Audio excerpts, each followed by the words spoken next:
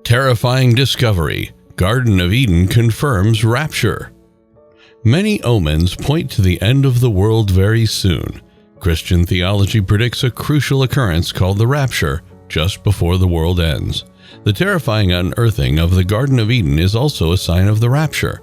Why is everyone talking about the Garden of Eden, and how does that relate to the Rapture? What does the Bible say about the Rapture? In this video, we're going to tell you about the terrifying discovery of the Garden of Eden, which confirms the Rapture. Stay tuned. What is the Garden of Eden? A biblical paradise, the Garden of Eden, was designed by God for his first human creations, Adam and Eve. Some suggest that the word Eden stems from the Akkadian phrase ending, which means plain. The biblical authors frequently refer to the garden, sometimes referring to it as the Garden of God, as a luxurious area. But what we're interested in is the biblical interpretation of a garden. Adam was the first man created by God in his image. God determined that Adam's isolation was not good, so he put him to sleep and then formed Eve, the first woman, from one of his ribs. Genesis 2:20-23. The location of the garden, the people who played significant roles there, and the events that transpired there are all crucial to understanding what the garden means to the narrator of Genesis. All things add to our understanding of the biblical meaning of the Garden of Eden. Characteristics of the Garden of Eden. According to Genesis 2:10-14, the garden's water supplied four major regions: the land of Havilah through Pishon, the land of Cush via Gihon, the eastern side of Assyria by Tigris, and the western side of Europe via Euphrates. All the pleasing to the sight and good for food trees are in the garden as well. The two trees that stand out the most are the central tree of life and the tree of the knowledge of good and evil. Yet there's a discrepancy in the Genesis account. Verses 2:8-9 and 3:1-3 place the trees in the middle of the garden, but verses 3:22-24 suggest that Adam may have been relocated to the east side of the garden. The Genesis account's portrayal of the garden also differs from that of other biblical passages that refer to the garden. For instance, Ezekiel 28 does not refer to the abundant garden supplies described in Genesis 2:4-3:24. Due to these and other factors, the ancient Near Easterners frequently used the metaphor of a God's garden to describe the location of the God's dwelling. What does the Bible say about the Garden of Eden? And the Lord God created a garden toward Eden in the east, and there he placed the man he had fashioned. Genesis 2:8.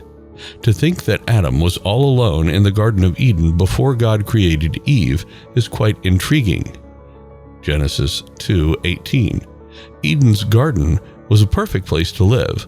All the beautiful trees in the world were planted by God.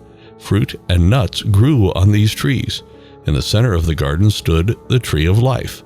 There was also the tree from which one may learn both good and bad. The incredible river originated in Eden and supplied water to the garden. Why were Adam and Eve told to leave the garden? Even those who aren't Christians have likely heard of the story of humanity's fall from grace in the Garden of Eden. And the Lord God caused to spring out from the earth every tree that is lovely to the sight and useful for food, including in the center of the garden both the tree of life and the tree of knowledge of good and evil. Genesis 2:9. God later told Adam that he could eat from any tree in the garden except for the one containing the knowledge of good and evil. Genesis 2:16. On that day, he warned Adam that eating the fruit would be the last mistake of his life. According to Genesis 3, the serpent represented the devil when he approached Eve by stating, "God knows that if you eat the fruit, you will not die, but your eyes will be open." He tempted the lady. He then proceeded to inform the woman that eating the fruit would make her omniscient and therefore a god. Genesis 3:5. Eve offered Adam some of the fruit she had eaten after being tricked by the devil into doing so. After eating the fruit, they realized that they were exposed. Genesis 3:7. They hid when God came to find them. Because of their disobedience, they were kicked out of the garden. That way, people won't be able to live eternally without ever trying to make up for their misdeeds, and the tree of life will remain untouched. Angels, in the form of cherubim, stood to watch over the Garden of Eden. They are one of the highest tiers of angels. Is the Garden of Eden discovered? During Morgan Freeman's documentary The Story of God, archaeologist Jody Magnus explained how she believes she has the answer because of a find she made in a church in Jerusalem.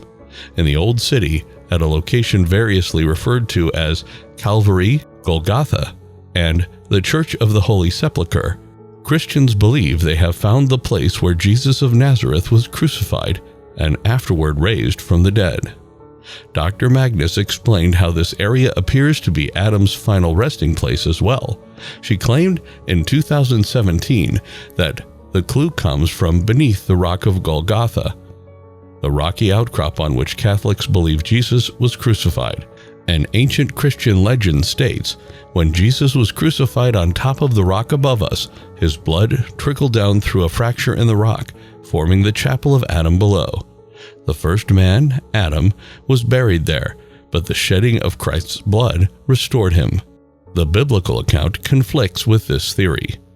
4 rivers named in the book of Genesis, the Pishon, Gihon, Chedekel, and Pirat, point to southern Mesopotamia, modern-day Iraq, as the likely location of the Garden of Eden. Instead, Dr. Magnus explained how this might prove her theory. The tale that eventually became the book of Genesis seems to locate the Garden of Eden in Mesopotamia, she said.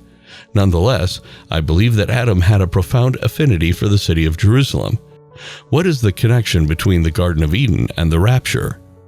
In Revelation 22, 1-2, God says, "Then he took me to the city's central plaza, where he showed me a river of water as clear as crystal, flowing from the throne of God and the Lamb.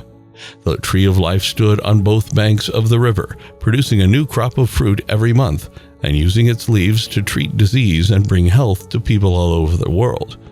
There is a brand new Eden, a place of perfect happiness in the presence of God."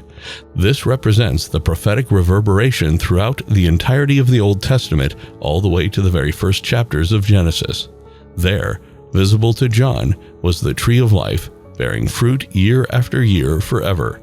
This was possible because deep within its soil ran the river of life, a source of sustenance for all of God's new creation. However, John's description of a garden does not feature a married couple as a metaphor for humanity. As John sees it, people from every nation are toiling away in the garden, just as Adam and Eve did in the book of Genesis. For John, the end outcome of God's plan being realized via Jesus would be a world in which humans once again govern alongside God and explore unknown terrain together. This ends the video for today. Do you think that the Garden of Eden still exists on Earth? Let us know in the comments section. Also, let us know what topic we should cover in our next video. Like and share this video. Do subscribe to our YouTube channel. See you in the following video.